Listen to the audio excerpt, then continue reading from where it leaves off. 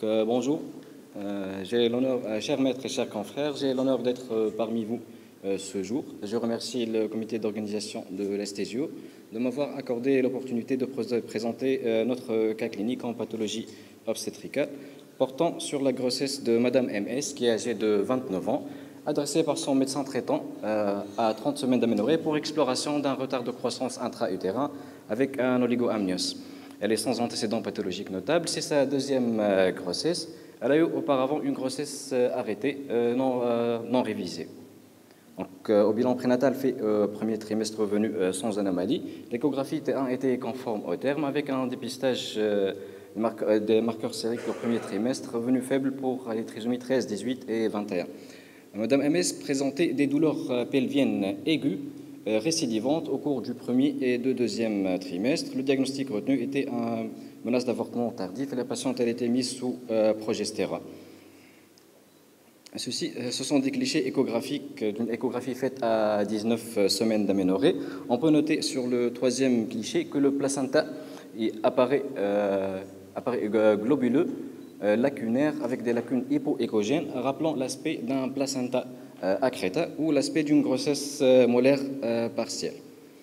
Les clichés de l'échographie de 28 semaines sont de mauvaise qualité vu l'installation d'un oligoamnios avec un retard de croissance intra-utérin. Le placenta présentait le même aspect, il est globuleux et lacunaire hétérogène. L'étude de Doppler a montré que l'index de résistance de l'artère ombilicale était correct à 0,66. Et sur ce dernier cliché, on met en évidence la présence d'une cavité utérine qui est vide avec un endomètre épais. Ce deuxième cliché, on note ici la présence de la cavité utérine, l'endomètre, le pôle céphalique, il est là, et le placenta, il est là.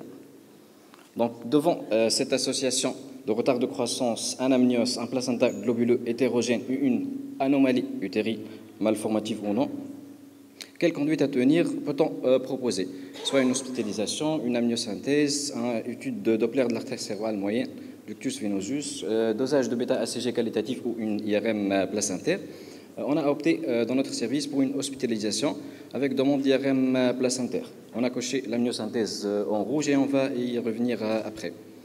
Donc, sur les images de l'IRM pelvienne demandée en urgence, on note la présence d'une cavité utérine qui est vide avec un endomètre épais et un sac gestationnel contenant un fœtus qui est extra-utérin avec un placenta qui est au niveau de la fosse iliaque droite.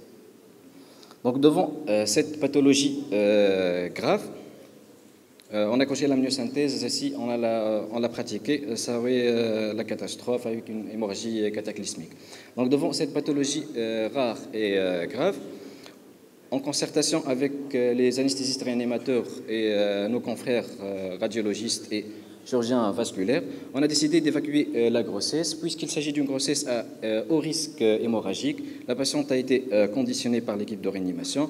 L'intervention s'est déroulée sous anesthésie générale par une laparotomie exploratrice. À l'ouverture de la cavité abdominale, on retrouvait l'épiplan qui recouvre un sac amniotique contenant le fœtus.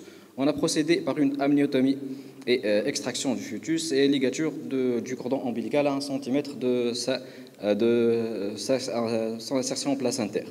Le reste de l'exploration a mené que le placenta était développé aux dépens du ligament lombo-ovarien droit et du pédicule pelvien artériel et veineux droit. Par la suite, il y a eu un décollement spontané du placenta avec installation d'une hémorragie cataclysmique jugulée par la délivrance artificielle, la ligature de l'artère hypogastrique droite et une annexectomie droite.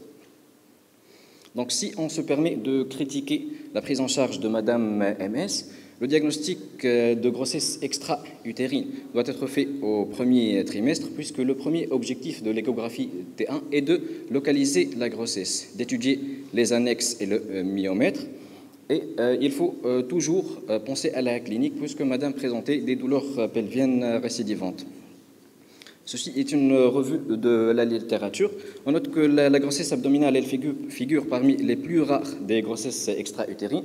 Elle est à environ 1%, mais les risques hémorragiques, il est manifeste. Le risque de lésion d'organes de voisinage, il est multiplié par 7,7. Et le risque de décès maternel, il atteint les 10%. Ceci est une grossesse abdominale développée aux dépens du ligament large gauche, mais d'autres localisations très rares ont été décrites dans la littérature. Ceci est une grossesse grossesse extra-utérine rétro-péritonienne, une grossesse diaphragmatique, une grossesse splénique et une grossesse hépatique. Cette deuxième revue de la littérature nous a permis de répondre à la question pourquoi on se retrouve avec une grossesse abdominale à 30 semaines d'aménorrhée. Elle résume l'exploration, le suivi de 26 patientes qui ont accouché, et c'était des grossesses abdominales. Dans 45% des cas, le diagnostic n'a été fait qu'en péropératoire, même pour des patientes très bien suivies et pour des termes très avancés. La dernière patiente, le diagnostic, sa grossesse, elle est très bien suivie, et le diagnostic n'a été retenu qu'à 40 semaines d'aménorrhée. Donc, les messages qu'on peut retenir, que c'est une pathologie très rare, ayant une mortalité materno-fœtale très élevée. Le diagnostic précoce peut parfois passer inaperçu, même pour un radiologue expérimenté. Le diagnostic tardif, il est difficile, facilité par l'IRM. On doit rappeler que l'exploration des annexes et du myomètre doit être systématique, et le premier objectif de l'échographie T1 est de localiser la grossesse. Merci pour votre attention.